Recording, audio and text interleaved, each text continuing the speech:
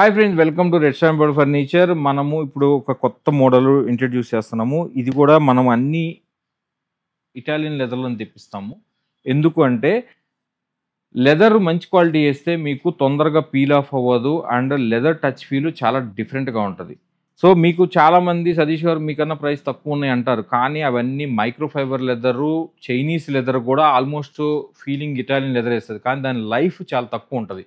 So మనం ఏంటంటే కంప్లీట్గా ఇటాలియన్ లెదర్నే ఇటలీ నుంచి ఇంపోర్ట్ చేసిన కంపెనీస్తోనే డీల్ చేస్తాం అనమాట. సో మీకు రిమోట్ బటన్ ఇలా ఉంటుందండి.